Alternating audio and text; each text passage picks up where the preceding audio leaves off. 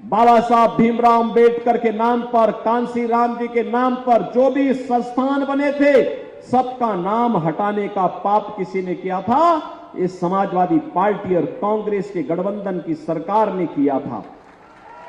बहनों और भाइयों, अपने स्वार्थ के लिए संविधान के साथ छेड़छाड़ करना, देश के अंदर इमरजेंसी लगाना, भारत की भावना के साथ खिलवाड़ करना एक कांग्रेस की फितरत रही है और कांग्रेस आज फिर वही शरारत करने पर उतारू है।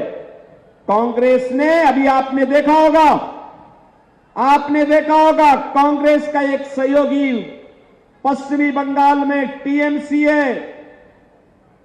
टीएमसी का मतलब तृणमूल कांग्रेस, यह पश्चिमी बंगाल में है। इसने वहां ओबीसी का सारा आरक्षण मुसलमानों को दे दिया था और परसों ही कोलकाता हाई कोर्ट ने कहा है कि तृणमूल कांग्रेस के द्वारा ओबीसी का आरक्षण मुसलमानों को देना असंवैधानिक है और उन्होंने वहां की सरकार के इस कार्य को पूरी तरह खारिज करके कहा कि नहीं, मुसलमान देश के अंदर आरक्षण पाने का अधिकारी नहीं हो सकता है। बहनों और भाइयों, बाबा साहब भीमराव अंबेडकर ने भी कहा था कि संविधान के अंतर्गत अनुसूचित जाति, जनजाति और मंडल कमीशन के अंतर्गत ओबीसी की जातियों को आरक्षण पाने का अधिकार है। यह आरक्षण धार्मिक आधार पर नहीं हो सकता है। बाबा साहब भीमराव अंबेडकर ने कहा था कि धर्म के आधार पर आरक्षण ये भारत के विभाजन की नींव डालना जैसा है और 1947 में भारत का विभाजन हो चुका है। अब हम भारत का दूसरा विभाजन नहीं होने देंगे। और बहनों और भाइयों, इसीलिए ये कांग्रेस के लोग, इनका मैनिफेस्टो अगर आप देखेंगे, इनका घोषणा पत्र देखेंगे, बहुत खतरनाक बातें उसमें रखी हुई हैं। मैं उस पर चर्चा करूंगा, लेकिन मैं आज आपसे कहना चाहूंगा कि बहनों और भाइयों, आज हम नए भारत का दर्शन कर रहे हैं। पहले मुझे बताओ, महाराजगंज से कितने लोग अयोध्या गए हैं दर्शन करने के लिए? कितने लोग गए हैं? काफी बड़ी संख्या गई है। लेकिन मैं पंकज चौधरी जी से भी और बजरंग बहादुर सिंह से भी कहूंगा, ज्ञानेंद्र सिंह से भी कहूंगा, जयमंगल कनौज से भी कहूंगा, प्रेम सागर पटेल जी से भी, ऋषि त्रिपाठी से भी कहूंगा, चुनाव के बाद एक बार महाराजगंज वासियों को पूरे धूम धड़ाके के साथ अयोध्या का दर्शन करा के लेके आ जाइए।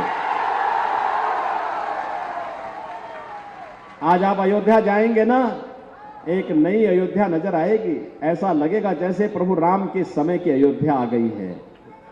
जो गए होंगे उनको अच्छा लगा होगा ना? अच्छा।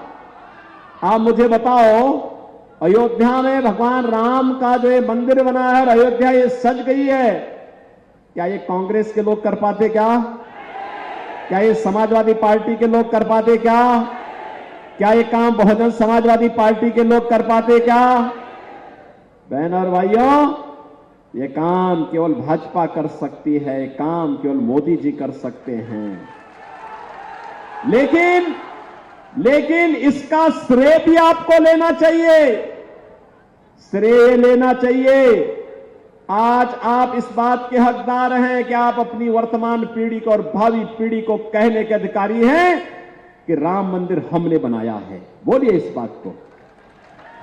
अगर मोदी जी को और योगी जी को ताकत मिली है तो आपके वोट की ताकत मिली है। आप जब कमल के चुनाव चिन्ह पर वोट डालते हैं ना, तो यही वोट हम सब की ताकत बनती है और उसी वोट पर हम हिंदू विरोधियों को, सनातन विरोधियों को, भारत विरोधियों को मुंहतोड़ जवाब देकर के अयोध्या में रामलला को विराजमान कर देते हैं और बड़े बड़े आतंकवादी और माफियाओं का राम नाम सत्य है की यात्रा भी निकाल लेते हैं।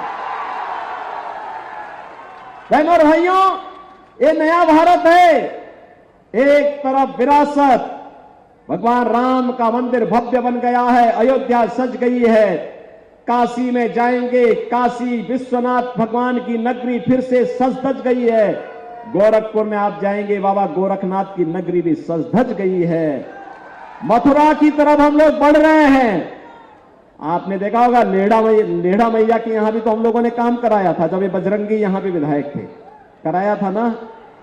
बहन और भाइयों, ये काम केवल भाजपा करा सकती है। आप देखो, समाजवादी पार्टी की सरकार थी, कांग्रेस की सरकार थी, तब ये क्या करते थे? सारा पैसा कब्रिस्तान में देते थे। नहीं देते थे?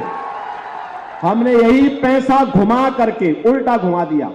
ये लोग उल्टा घुमाते थे, पैसा आपका, प्रदेश का, उस पैसे को एक कब्रिस्तान की बाउंड्री करने में। और कोई भी गांव की जमीन है, किसी गरीब की जमीन है, पता लगा अगले दिन 4 लोग टोपी पहन कर गए और वहां पर वो बाउंड्री करने लगते थे और एक बोर्ड चिपका देते थे, कब्रिस्तान है। हम लोग तो रोज लड़ते थे, यहां रोज लड़ते थे।